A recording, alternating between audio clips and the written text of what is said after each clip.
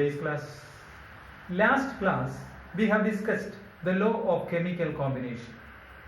So far we have discussed four laws: the law of conservation of mass, law of definite or constant proportion, law of multiple proportion, and law of reciprocal proportion. Today we are going to discuss the fifth law, that is Gay-Lussac law of gaseous oleums. And this law gives the relationship between the reactants and products ratio of gases when they are combining together. That means when two gaseous reactants are combining together to give a gaseous product, the ratio of the reactants as well as the products are simple. This is what Gay-Lussac law says. For example, we are considering hydrogen combining with chlorine to form HCl. The chemical equation is H2 plus Cl2 giving 2HCl. 1 oleum of hydrogen combines with 1 oleum of chlorine giving 2 oleum of hydrogen chloride, and the ratio is 1:1:2. This is what is called as Gay-Lussac law of gaseous oleums. So we will see the correct definition of Gay-Lussac law is here in the board. When gases combine to form gaseous products, a simple ratio exists between the reactants and products at constant temperature and pressure. When temperature and pressure are kept constant, there exists a simple ratio between the reactants and products when two or more gases are combining to form gaseous products. So we will see the definition once again. When gases combine to form gaseous products, a simple ratio exists between the reactants and the products, and it is at constant temperature and pressure. Example is 1 oleum of hydrogen combines with 1 oleum of chlorine. We are getting 2 oleum of hydrogen chloride. The ratio is 1:1:2. So when gases combine to form gaseous product, a simple ratio exists between the reactants and products at constant temperature and pressure. That is about so far we have discussed the 5 laws constituting the law of chemical combination. Next we have to discuss about, next topic that we are going to discuss is Dalton's atomic theory. Dalton's atomic theory was proposed by John Dalton in the year 1808. In 1808, John Dalton proposed his theory known as Dalton's atomic theory. This theory consists of some postulates. The important postulates of Dalton's atomic theory are: first one, matter is made up of small indivisible particles called atoms. Matter is made up of small indivisible particles called atoms. Second is, these atoms cannot be created nor destroyed. Atoms can neither be created nor be destroyed. That means atoms are indivisible. Atoms of similar elements are similar or identical, and atoms of different elements are different. Then comes atoms combine with another atom to form compound atoms. So we will see the postulates once again. First one, matter is made up of small indivisible particles called atoms. These atoms can neither be created nor be destroyed. Third one, atoms of similar elements are identical. Fourth one, atoms of different elements are different. Atom combine with another atom to form compound atom. These are the postulates of Dalton's atomic theory, and Dalton's atomic theory was put forward by John Dalton in the year 1808, which gives the idea that matter is made up of smaller particles called atoms. These atoms are indivisible. Atoms can neither be created nor be destroyed. Similar elements possess similar atoms. Dissimilar elements possess different atoms. Atoms will combine together to form compound atoms. Next we are going to discuss about Avogadro's hypothesis. Hypothesis means no experimental verification, only theoretical concept. And this Avogadro's hypothesis was put forward by Berzelius, which states that equal volumes of all gases under the conditions of same temperature and pressure will contain same number of molecules. Equal volumes of all gases under the same conditions of temperature and pressure will contain same number of molecules. This is what Berzelius says with the help of Avogadro's hypothesis.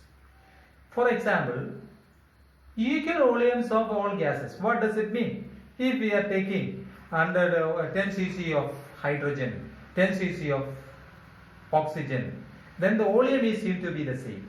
And if both of them are kept at the same temperature and pressure, 10 cc of hydrogen as well as 10 cc of oxygen will contain the same number of molecules. The number of molecules of hydrogen as well as oxygen seem to be the same. That is what it says. Equal volumes of all gases under the same conditions of temperature and pressure will contain the same number of molecules.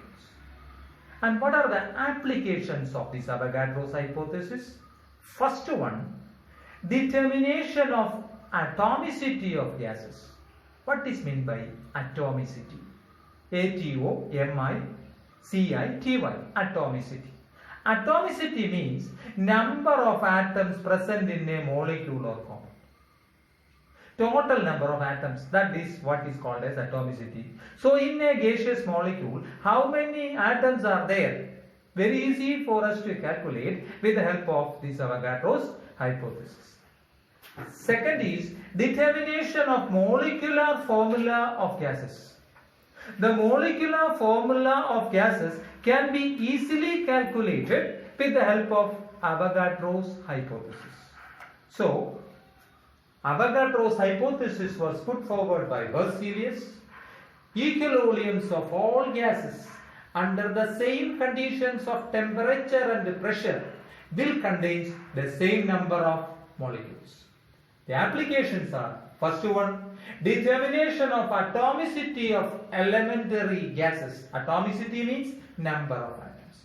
Second application, determination of molecular formula of gas. It is very easy for us to determine the molecular formula of a gas with the help of Avogadro's hypothesis. So we have discussed about Dalton's atomic theory. From Dalton's atomic theory we have seen atoms are the basic constituents of matter. Then atoms, we have already cleared, it is the component by which matter is made up of. And each and every atom has a mass. So mass of an atom can simply be known by the name atomic mass. So next topic we are going to discuss is atomic mass. What is atomic mass? Simply we can say it is the mass of an atom. But This is only a simple definition. What is the exact definition of atomic mass? Atomic mass is mass of an atom, and the exact definition is how many times the mass of an atom is greater than 1/12 the mass of the carbon 12 atom. Atomic mass is a number, and that number is how much greater than the 1/12 mass of a carbon 12 atom. For example, we are taking a carbon 12 atom and dividing into 12 pieces. Then one atom, the atom which we have to find the mass, how much greater than the 1/12 mass of this carbon. That is what it means. It's a number. It's a number which expresses how many times the mass of one atom of an element is greater than 1/12 the mass of carbon 12 atom. You may have a doubt why we are specifying carbon 12 atom. Carbon has got different isotopes, difference in the number of protons and neutrons, then that species can be called by the name isotope. Here carbon 12 atom containing 6 electrons as well. 6 is the atomic, 6 electrons and 6 protons are there. So summing up the number of protons and neutrons, we will get the mass number. So mass number is 12. Carbon whose mass number is 12. What is mass number? It is the sum of number of protons and neutrons. Carbon 14 is there. Carbon 14 means what? The number of neutrons and protons is equal to 14. That is not we are discussing. We are taking carbon 12, in which the neutron number and proton number is total constitute 12. So how much greater one atom of an element when compared with the 1/12 mass of a carbon 12 atom? That is what atomic mass actually means. So what is meant by atomic mass? Atomic mass is a number. It's a number. And what that number indicates? How it indicates the relative thing. What is that relative thing? How much greater the mass of one atom of an element is greater than the 1/12 mass of a carbon 12 atom. So when we consider carbon 12 atom, how much greater it is? We are taking carbon, the 1/12 mass of a carbon 12 atom, where an element is how much greater than the 1/12 mass of a carbon 12 atom.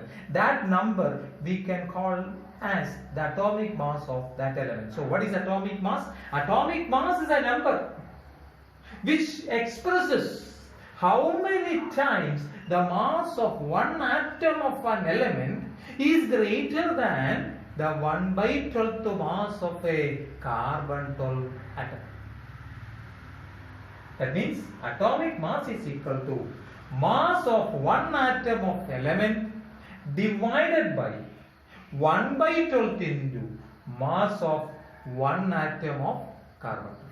Again, atomic mass is equal to mass of one atom of an element. This element can be anything: hydrogen, helium, oxygen, nitrogen, iron, gold, whatever may be. One atom of an element, mass of one atom of an element should be divided by 1/12 into the mass of one atom of carbon 12 atom. That number, that value will be the atomic mass of that particular element. Then there is a unit called as atomic mass unit, simply known as AMU, small letter A, small letter M, small letter U, atomic mass unit. What does this mean? This is a unit for representing the number of atoms or this kind of smaller subatomic particles. So atomic mass unit or 1 AMU is equal to mass of one carbon 12 atom divided by 12. So what is atomic mass unit? Atomic mass unit is equal to mass of one carbon 12 atom divided by 12. It is a unit for expressing the number of atoms or such kind of subatomic particles. So again coming back, what is meant by atomic mass? Atomic mass simply means mass of an atom. But the actual definition is a number, defined as a number, which expresses how many times the mass of one atom of an element is greater than 1 by 12 the mass of a carbon 12 atom. Atomic mass is equal to mass of one atom of an element divided by 1 by 12 into mass of one atom of carbon 12 atom. Unit for expressing this is atomic mass unit, simply as AMU. 1 AMU is equal to mass of one carbon 12 atom divided by 12. Next is gram atomic mass. Gram atomic mass or gram atom. What is meant by atomic mass? We have already seen. Then what is meant by gram atomic mass? Atomic mass expressed in gram is called gram atomic mass. For example, 12 is the atomic mass of carbon. When we are expressing it in grams, 12 G if you are writing, it is called gram atomic mass of carbon, GA. Gram atomic mass of carbon is 12 gram.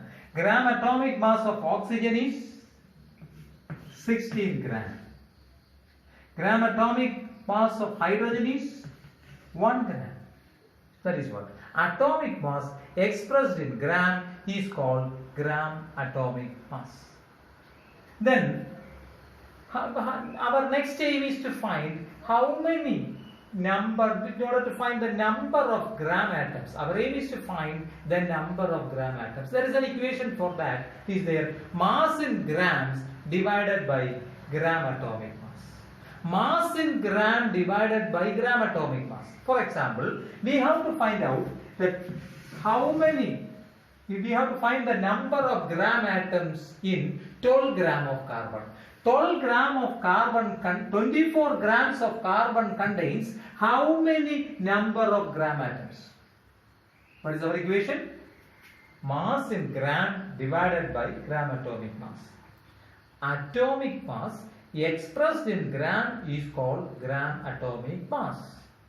And number of gram atoms gram atomic mass is also called as gram atom. So, number of gram atoms, how we can find the number of gram atoms? The equation is mass in gram divided by gram atomic mass. So, our problem, we are trying to solve a problem. Find the number of gram atoms in 24 grams of carbon. So, as per the equation, mass in gram, what is that? 24. Divided by gram atomic mass of carbon, how much? 12. What is the answer? 2. So, number of gram atoms in 24 grams of carbon is 2. Then, number of gram atoms in 24 grams of magnesium. Next is, how many gram atoms? Find out the number of gram atoms in 24 grams of magnesium. We know the equation is mass in gram divided by gram atomic mass. So, what is the mass in gram? Given 24 grams. That means in 24 grams of magnesium, how many gram atoms of magnesium is present? That is what we have to find out. So, equation is mass in gram divided by gram atomic mass. So, mass in gram is 24. So, 24 divided by gram atomic mass of magnesium. How much? 24 is equal to 1. Hope you understand. So, Gram atomic mass or gram atom is atomic mass expressed in gram. 12 gram is the gram atomic mass of carbon. 16 gram is the gram atomic mass of oxygen. In order to find the number of gram atoms, we have to divide mass in grams with gram atomic mass. Mass in grams of any element, when we divide with its gram atomic mass, we will get the number of gram atoms. Example is 24 grams of carbon contains how many gram atoms? 24 divided by 12. That's equal to how many gram atoms are present in 24 grams of magnesium? 24, which is the mass of magnesium in gram, that is 24 divided by 24. The answer is 1. This is how we are finding out the number of gram atoms. Hope you understand.